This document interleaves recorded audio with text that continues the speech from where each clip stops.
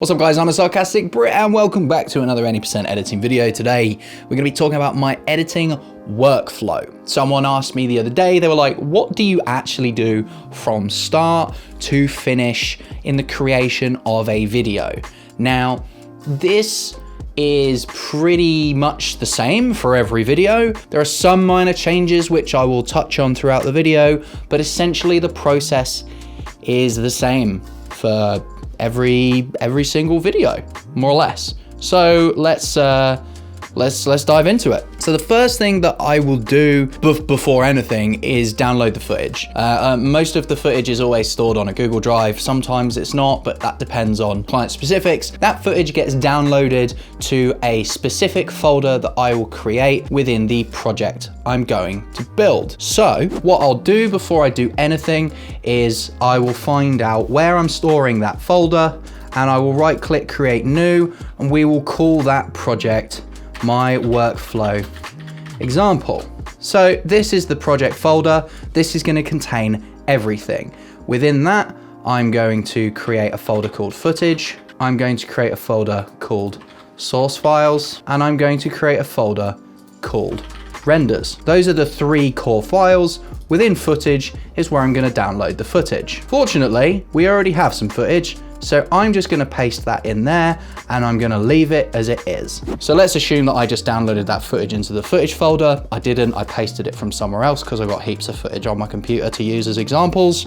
So that's downloaded, that's now ready to go. All we need to do is to hop into Premiere Pro and create the project. This is where some things might change differently. Historically, I might use a preset for certain things. For example, when it comes to the raid series for Pestily, in previous times, we had a preset which contained the intro, the outro, and all the other little bits that we used in the raid series in a pre-made file, which I would just save as and create a new instance of. I am going to do a whole video on creating and using presets in Premiere Pro to speed up your workflow.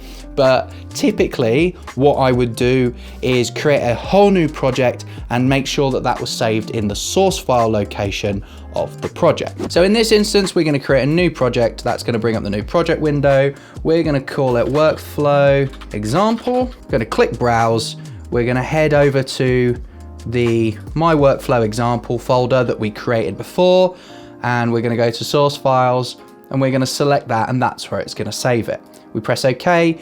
It's going to boot up Premiere Pro, and this is going to be our project. The reason we create an individual unit called source files is so that all of the autosaves and historical versions of this individual project will be saved in there within the master project folder. And then if there's any issues, we can just go back to any of those previous autosaves. We can look at anything to do with the project, and it's all within this one container. So if there's any issues with anything else, it doesn't affect this project. If we need to access something, we know exactly where it is. It's good editing practice to keep each project separate from each other. If you have one folder with all of the source files for all of your projects in, and a client asks you to package something up, or you need to access something quickly, or you need to find it, it just becomes a nightmare, and that terrifies me. So be organized and organize this stuff properly. Now with the project in a bare bones state, typically I'll go to the footage folder, I'll drag and drop in the footage. Once that's in there, I'm gonna tidy up the bin a little bit. I might rename this if I need to, test footage 1, and then I'm gonna add that to a folder, and we're just gonna call that folder footage.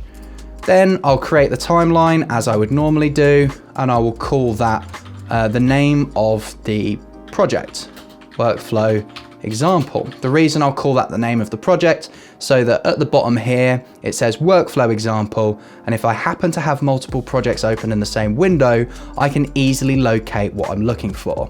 I'll take that, I'll drag that into a new bin. I'll call that timeline, and then I'll put that on its own and shut those up. The reason why I will organize things into folders like that in the project window is so that everything is tidy.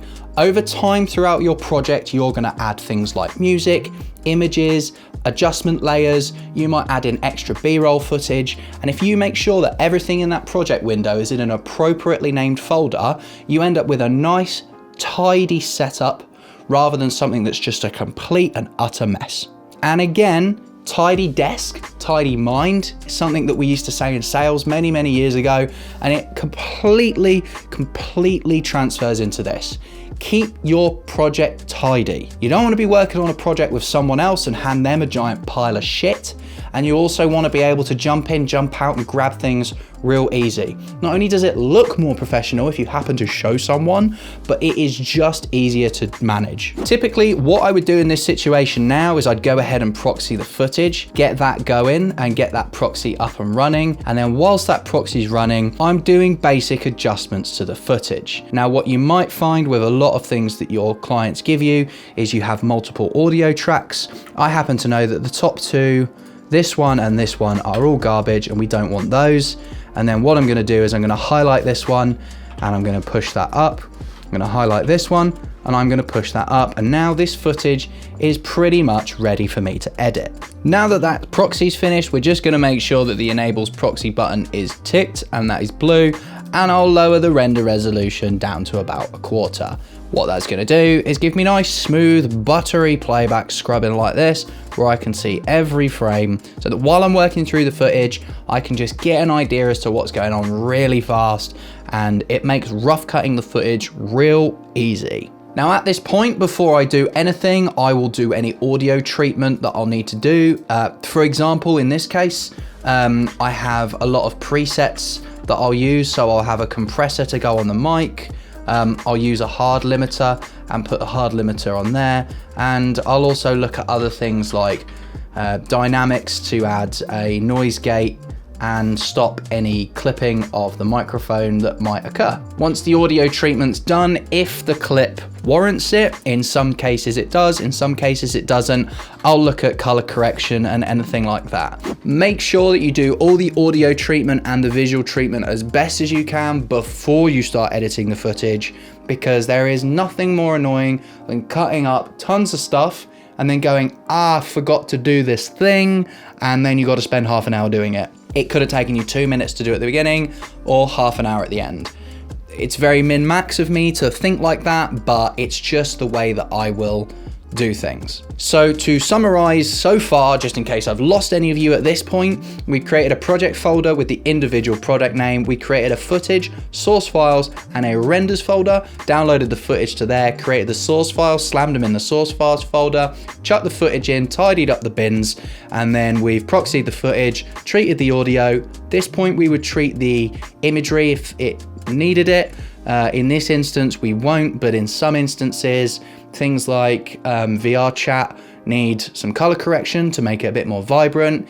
If we were doing an episode of the Raid series, Pestily would have his individual camera, so we would color treat the camera, do the green screen and all of those things.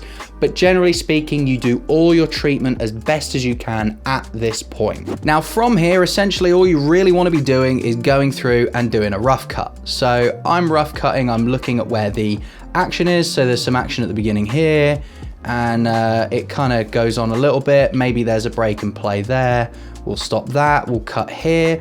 And using my how to edit faster guide will tell you all about the shortcuts that I'm using now. We're pressing W to break there, Q to delete backwards, E to delete that, W there, Q to bring that back, W there, Q to bring that back. Let's bring that forward a bit using E, and then let's bring that back a little bit using Q. We want to trim that a bit there because that's not useful. And I'm just going through and I'm cutting up the footage using the Q, W, and E hotkeys that I set up before to try and create some sort of sense of clip. Now that might have made absolutely no sense to any of you, and essentially what I just did was butcher the shit out of that clip just to make the point that if you watch my how to edit faster guide, it's going to give you the hotkeys that I just used to trim all of that up real fast and do a rough cut. The idea of the rough cut is that you essentially take a piece of footage, whether it's 2 hours long or 2 minutes long, and you just pull out very quickly the bits that you know are going to make the final cut. Once you've done the rough cut, you can then go back in and nicely trim up everything, add in your transitions, do your audio adjustments, and really start to piece it together. You're removing all of the dead wood from it, and you're starting to chisel away at the final product. Once the final product's been created and you've finally done all of the trimming and got it exactly how you want it, we're gonna slap an intro and an outro on it, and then effectively, it's done. You're stitching everything together and you're building up the timeline and just making it better. And then we're heading off to render. We're rendering out in 1440p. If you have a little look in the description, there is a render guide there for you as well. That's going to help you with your render settings. And that is effectively it done. That is the edit finished of whatever particular project it is. Now, depending on the kind of relationship you guys have got with your client, the next steps will be different, but what I'll do is I'll log into YouTube, I'll head into the back end and I will upload it. I'll upload the thumbnail, which I'll make in Photoshop, and I'll upload it, get it ready, set the monetization, do all of that, place the ads, etc., and get it ready for it to upload. Once it's finished its upload, I'm gonna watch it to make sure that it's uploaded properly and that it hasn't broken, because sometimes YouTube can just fuck things. And then I'll turn around to whoever's video it is and say, hey, I finished this, it's on the back end, do you wanna give it a watch? And that really is the very cut and dry in and out of my process. I think the thing that gets people the most about that is how I set everything up at the beginning is gonna be very different to how you guys set it up at the beginning. And as I work through the project, as I bring in images, audio, if I use any After Effects work, I will create those individual folders within that master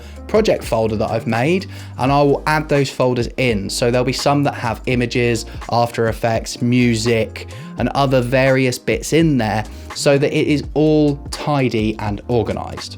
Of course, you're more than welcome to work like absolute wildfire and just flash through things and not organize anything and just dump it all in and just go mental, but that ain't really my style. I like to keep things tidy. It helps with the editing process more than I can even explain, even just from a mental state, looking at it and having a nice, tidy project.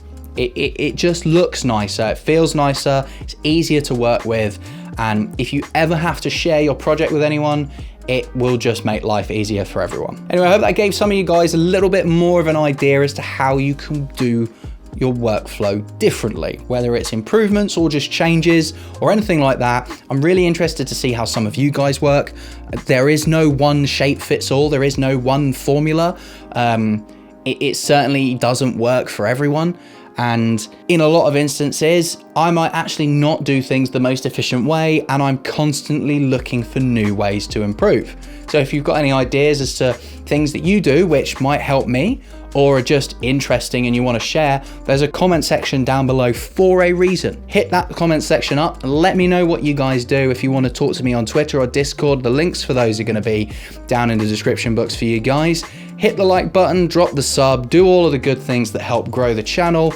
We're trying to get to 500 subs, so it'd be absolutely smashing it if you could contribute towards that. If you think this will help someone editing, whether they are an aspiring editor or a content creator, anything whatsoever, share it with them, and be sure to ask me any questions. If there's a specific guide you want to see, anything you want to see me record, or you just want my 2 cents on, go ahead and drop that in the comment section as well, and I'll put it in the queue. Guys, take care of yourselves out there in the weird and wonderful world. I hope you stay safe. Have a great day. I'll see you soon.